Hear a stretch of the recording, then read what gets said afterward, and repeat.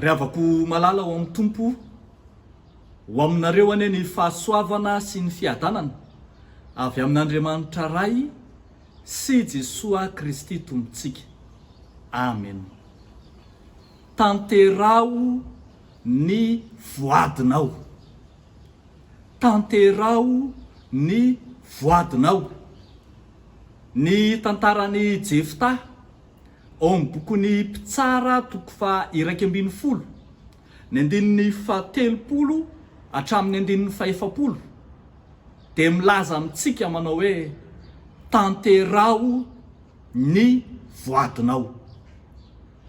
Mafy tamin'ny Jefta ny nanatanteraka ny voadiny fa raha niatrika ny miaramila ny amoana fahavalon'ny Israely tokoa mantsy izy dia nanao voady teo anatrehan'i Jehova manao hoe raha omenao hitantsika eo amin'ny andininy 70 zany, raha tolotrao eo an-tanako tokoa ny taranaka amoana dia ho an'i Jehova izay mivoaka amin'ny varavaran'ny tranoko hitsena rehefa miverina.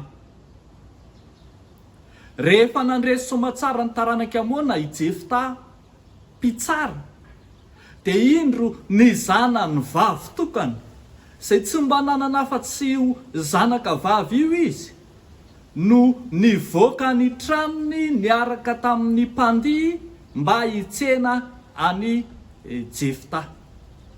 Amin'ny maha-olombelona ravako malala, mafy dia mafy ny hanoloran'i Jefta an'ity zanany vavy tokana ity ho an'Andriamanitra, ho atao sorona ho an'Andriamanitra, saingy noho ny amin'ilay voady efa nitanterahana,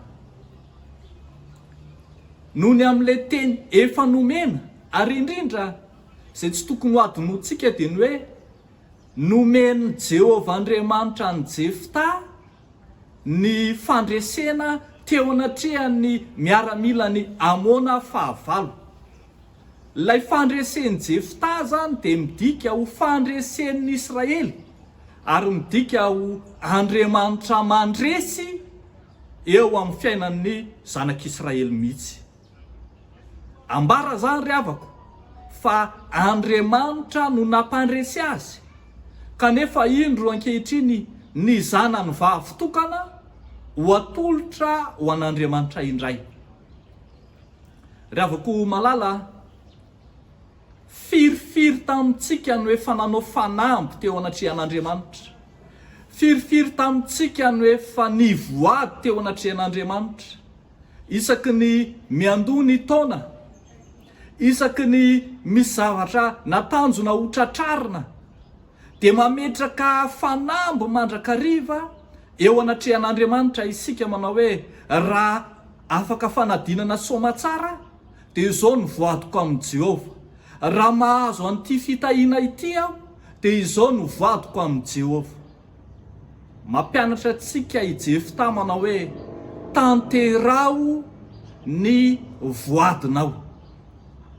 Tanterao ny voadinao na dia toa mafy aza ny hahazahoanao azy, ny anatanterahana azy, fa lehibe lavitra noho ny fanaovanao ny voadinao, ny fandresena izay nomen'Andriamanitra ho anao tamin'ny tahaka ny nandresen'i Jefta ny miaramila ny amoana. Eto moa dia hitantsika fa zary lasa nanao fombafomba indray ny zanak'Israely na hahatsiary ity zanak' Jefta vavy tokana ity, nanao 4 andro isa-taona mba ho fahatsiarovana azy. Fa ny zavatra lehibe dia ny ahatsiarovantsika fa tsy maintsy tanterahana ny voady atao eo anatrehan'Andriamanitra. Tsy voady tany saina no ilain'Andriamanitra, fa voady tanterahana. Tsy fanekena na fanambarana fotsiny no ilain'Andriamanitra, fa izay ahafahantsika manatanteraka azy atsakany sy andavany mihitsy. Hevero ane, ireo fanekena marobe izay efa nataontsika teo anatrehan'Andriamanitra. Hevero ane, ireo izay fanamby ataontsika eo anatrehan'Andriamanitra. Rehefa tojo zavatsoa isika dia indraindray manao ny rakim-pisaorana ho an'Andriamanitra. Rehefa tody zava-manahirana isika, sarotra amintsika manatanteraka azy. Raha ohatra ka afa-panadinana ny zanakitsika dia marobe isika no manao rakim-pisaorana ho an'Andriamanitra. Fa rehefa tsy afaka, nahoana ny tsy atao ny rakim-pisaorana? Efa voadina atao teo amin'Andriamanitra iny. Hevery Jefta nanatanteraka ny voadiny, na dia ny anolotra ny zanany ho an'Andriamanitra azy, satria izay ny voady ny keny. Ho antsika koa ry havako, na soa na ratsy, na ho fitahiana na alahelo, dia ilaina ny anatanterantsika ny voady eo anatrehan'Andriamanitra, satria efa nekentsika zany, ka ny mpino marina tokoa dia tsy mivadika amin'ny fianianany na dia maningotra ny tenany aza.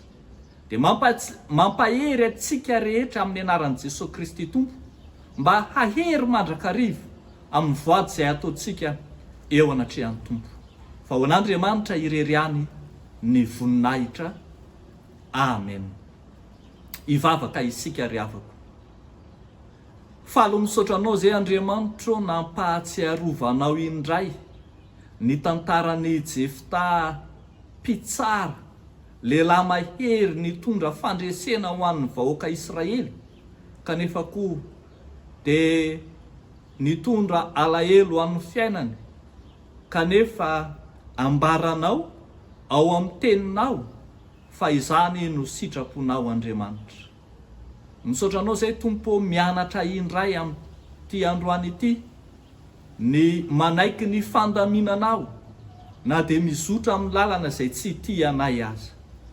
Misaotra anao zay Tompo mampianatra anay hiazona ny fanekena mandrakariva, na dia toa sarotra aminay aza ny manatanteraka izany. Ankehitriny dia mivavaka ho an'ireo rehetra izay manana fikasana, faniriana, hetaheta, ireo mametraka fanamby rehetra eo anatrehanao, mba hatanteraka ny voady izay nekeny teo anatrehanao izy ireny.